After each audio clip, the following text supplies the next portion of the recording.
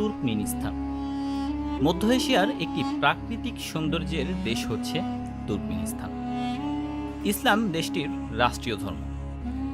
তুর্কমেনিস্তানের মোট জনসংখ্যার 93% মানুষ মুসলিম। দেশটি প্রাকৃতিক সম্পদে খুবই সমৃদ্ধ। তুর্কমেনিস্তানের স্থানীয় নাগরিকদের গ্যাস, বিদ্যুৎ, পানি ব্যবহারের জন্য সরকারকে কোনো রকমের বিল দিতে হয় না। 1993 সাল থেকে দেশটির জনগণ সম্পূর্ণ বিনামূল্যে গ্যাস, বিদ্যুৎ ও পানি সুবিধা ভোগ করছে। তুর্কমেনিস্তানের মধ্যে রয়েছে পৃথিবীর একমাত্র দোজখের দরজা। এই দরজাটি উজবেকিস্তানের মরুভূমিতে অবস্থিত। দোজখের দরজা কখনোই আগুন নেভে না। দিন রাত 24 ঘন্টা সেখানে অবিরাম আগুন জ্বলতে থাকে। প্রতি বছর দোজখের দরজা দেখতে পৃথিবীর বিভিন্ন দেশে প্রান্ত থেকে প্রায় হাজার হাজার দর্শক তুর্কমেনিস্তানে পাড়ি জমায়। তুর্কমেনিস্তান খুবই পরিষ্কার পরিচ্ছন্ন একটি দেশ। দেশটির নারীরা খুবই সুন্দর। দেশটির কোনো নারীকে বিয়ে করতে হলে সেই দেশের সরকারকে $50,000 পরিশোধ করতে হয় এবং এই টাকার বিনিময়ে আপনি দেশটির নাগরিকত্ব গ্রহণ করে তুর্কমেনিস্তানের নারীদের বিয়ে করতে পারবেন।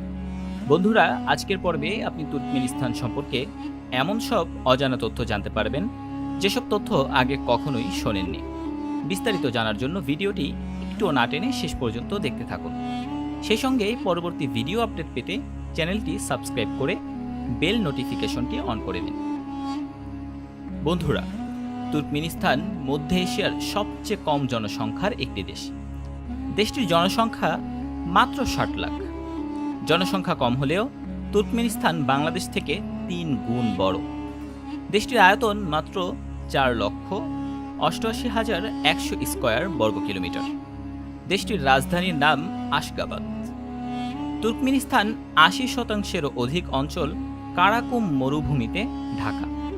দেশটির মরুভূমির বালির নিচে লুকিয়ে আছে তেল, গ্যাস, সোনা, ইউরেনিয়াম সহ বিভিন্ন মূল্যবান প্রাকৃতিক সম্পদ। বিশ্বের 4র্থ বৃহত্তম গ্যাসের মজুত রয়েছে তুর্কমেনিস্তানে।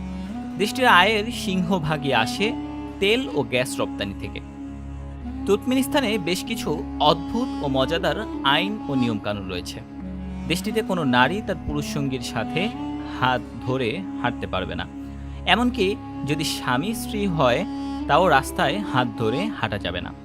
কোনো নারী বা পুরুষ এই আইন ভঙ্গ করলে তাকে কঠিন শাস্তি ভোগ করতে হয়। তুর্কমেনিস্তান বিশ্বের অন্যতম সুন্দর একটি দেশ। দেশটির রাস্তাঘাট, বাড়িঘর সবকিছুই খুবই সাজানো গোছানো ও পরিষ্কার পরিচ্ছন্ন। তুর্কমেনিস্তানের অধিকাংশ বাড়ি সাদা মার্বেল পাথরের তৈরি। দেশটির সরকারি অফিস, আদালত সহ সকল স্থাপনাই সাদা মার্বেল পাথরের তৈরি। আপনি যদি দেশটিতে একবার ভ্রমণ করেন তাহলে আপনি ভুল করে দেশটিকে সাদা পৃথিবীর সাম্রাজ্য ভেবে ভুল করে বসতে পারেন। সাদা রং দেশটির মানুষের কাছে খুবই প্রিয়। তুর্কমেনিস্তানের মানুষের কাছে সাদা রং এত জনপ্রিয় হওয়ায় দেশটির নাম সাদা প্রিয় জাতি হিসেবে গিনেস ওয়ার্ল্ড রেকর্ডে উঠেছে। তুর্কমেনিস্তানের সাবেক প্রেসিডেন্ট বেরদি মোহাম্মদের কালো রং পছন্দ না হওয়ার কারণে দেশটিতে কালো গাড়ি নিষিদ্ধ করে আইন পাস করেছে দেশটির সরকার, যার ফলে এক রাতের মধ্যে দেশটির রাস্তা থেকে সকল প্রকারের কালো রঙের গাড়ি তুলে নেওয়া হয়। আপনি যদি কখনো দেশটিতে ভ্রমণ করে থাকেন তাহলে দেখতে পাবেন বর্তমানে দেশটির রাস্তায় কালো রঙের কোনো গাড়িই নেই। চারিদিকে শুধু সাদা আর সাদার রাজত্ব। তুর্কমেনিস্তানে প্রকাশ্যে ধূমপান একদম নিষিদ্ধ। কেউ যদি প্রকাশ্য ধূমপান করে তাহলে তাকে মোটা অঙ্কের জরিমানা গুনতে হয়। দেশটির শহরগুলোর রাস্তাঘাট পরিষ্কার পরিচ্ছন্ন রাখতে প্রণয়ন করা হয়েছে কঠোর আইন। নির্দিষ্ট জায়গা ছাড়া যেখানে সেখানে ময়লা আবর্জনা ফেললে তাকে মোটা অঙ্কের জরিমানা দিতে হয়। তুর্কমেনিস্তানে রয়েছে পৃথিবীর বুকে জ্বলন্ত এক মরুভূমি। দেশটির এই মরুভূমিকে পৃথিবীর দোজখ নামেও ডাকা হয়ে থাকে। মরুভূমির বুকে অবস্থিত এই গ্যাস কূপটি খনন করার পর থেকে আজ পর্যন্ত একটি বারের জন্য আগুন নেভেনি। দিন রাত 24 ঘন্টায় গ্যাস কূপটিতে আগুন দাউ দাউ করে জ্বলতে থাকে। তুর্কমেনিস্তানের কারাকুরাম মরুভূমিতে অবস্থিত অগ্নিমুখটির ব্যাস 69 মিটার এবং গভীরতা 30 মিটার পর্যন্ত। এই বিশাল আকারের অগ্নিগর্ভের মুখটির মধ্যে ঠিক কী কারণে এতদিন পর্যন্ত আগুন জ্বলছে সে রহস্য আজও উদ্ঘাটন করতে পারেনি কেউ। তুর্কমেনিস্তান সোভিয়েত ইউনিয়নভুক্ত থাকার সময় কয়েকজন সোভিয়েত জিওলজিস্ট তুর্কমেনিস্তানের কারাকুম মরুভূমিতে গ্যাস অনুসন্ধান করে এই কূপ বিশাল আকার আকৃতির কূপটি খনন করে। কূপ খননের পর তারা সেখানে মিথেন গ্যাসের সন্ধান পায়, কিন্তু কূপে মিথেন গ্যাসের এত চাপ ছিল যে সেখান থেকে মিথেন গ্যাস উত্তোলন অসম্ভব হয়ে ওঠে এবং কূপ থেকে আশপাশের এলাকায় বিষাক্ত মিথেন গ্যাসের বাতাস ছড়িয়ে পড়তে শুরু করে। তাই সোভিয়েত বিজ্ঞানীরা বাতাসে গ্যাস ছড়িয়ে পড়ার আশঙ্কায় ওই কূপে আগুন ধরিয়ে দেয়। বিজ্ঞানীদের ধারণা ছিল গ্যাস কূপে আগুন ধরিয়ে দিলে কূপ থেকে গ্যাস বের হওয়ার পরিমাণ আস্তে আস্তে হ্রাস পাবে, আর গ্যাসের পরিমাণ হ্রাস পেলে আগুনও আস্তে আস্তে নিভে আসবে।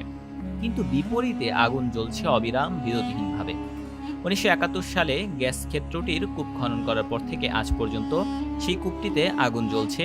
এই আগুনের তাপমাত্রা এতই বেশি যে কারো পক্ষে সেখানে 1 মিনিটও দাঁড়ানো সম্ভব না। কূপটিতে একবার পড়ে গেলে নির্ঘাত মৃত্যু। প্রতি বছর হাজার হাজার পর্যটক দোজখের কূপটি দেখতে তুর্কমেনিস্তানে ভিড় জমায়।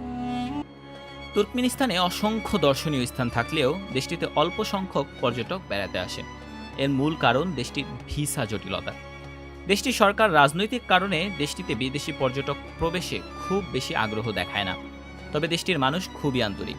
দেশটির মানুষের আতিথেয়তা যে কাউকে মুগ্ধ করে।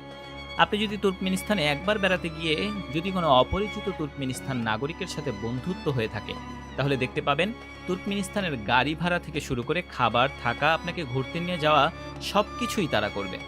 বিনিময়ে আপনি টাকা দিতে চাইলে সেই টাকাও নেবে না। পর্যটকদের প্রতি এরকম উদার মনোভাব পৃথিবীর খুব কম দেশেই আছে। তুর্কমেনিস্তান একটা সময় সোভিয়েত ইউনিয়নের অন্তর্ভুক্ত ছিল। সোভিয়েত শাসনের সময় দেশটিতে কোনো ধর্মীয় স্বাধীনতা ছিল না। সোভিয়েতের কমিউনিস্ট শাসকরা মুসলমানদের উপর একের পর এক নির্যাতনের স্ট্রিম রোলার চালাতে থাকে। এরপর দেশটি 1991 সালে সোভিয়েত ইউনিয়ন থেকে স্বাধীন হলে দেশটির মানুষ তাদের ধর্মীয় স্বাধীনতা ফিরে পায়। তুর্কমেনিস্তানে একদলীয় শাসন ব্যবস্থা প্রচলিত রয়েছে। মানবাধিকার লঙ্ঘনের জন্য ব্যাপক সমালোচিত হয়েছে দেশটির সরকার। দেশটির নাগরিকদের বিদেশ ভ্রমণে কঠোর বিধিনিষেধ আরোপ করেছে। দেশটির জাতিগত সংখ্যালঘুদের বিরুদ্ধে বৈষম্য চর্চা রয়ে গেছে। বিশেষত রুশ জাতিগত সংখ্যালঘুদের প্রতি বৈষম্য করা হয় সবচেয়ে বেশি। তুর্কমেনিস্তানে রুশ জাতিগত সংখ্যালঘুদের বিশ্ববিদ্যালয়ে ভর্তির আবেদন প্রত্যাখ্যান করতে দেশটির সরকার বিশ্ববিদ্যালয়গুলোকে উৎসাহিত করে বলে অভিযোগ রয়েছে।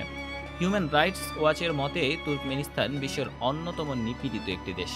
দেশটি কার্যত স্বাধীন যাচাই বাছাইয়ের জন্য তদন্ত, মিডিয়া এবং ধর্মীয় স্বাধীনতায় কঠোর বিধিনিষেধ আরোপ এবং মানবাধিকার রক্ষাকারী ও অন্যান্য কর্মীরা সরকারি প্রতিশোধের ক্রমাগত হুমকির মুখোমুখি হয়। তো বন্ধুরা, তুর্কমেনিস্তান নিয়ে আজ এই পর্যন্তই। পরবর্তী ভিডিওতে কোন দেশটি সম্পর্কে জানতে চান, কি জানতে চান, দ্রুত লিখে ফেলুন কমেন্ট বক্সে। পরবর্তীতে এরকম নিত্য নতুন আপডেট পেতে চ্যানেলটি সাবস্ক্রাইব করে বেল নোটিফিকেশনটি অন করে দিন। ভিডিও পাবলিশ হওয়ার সাথে সাথে আপনার কাছে চলে যাবে নোটিফিকেশন। দেখা হবে পরবর্তী কোনো ভিডিওতে। সে পর্যন্ত ভালো থাকুন। আল্লাহ সকলকে সুস্থ ও সালামতে রাখুন। আল্লাহ হাফেজ।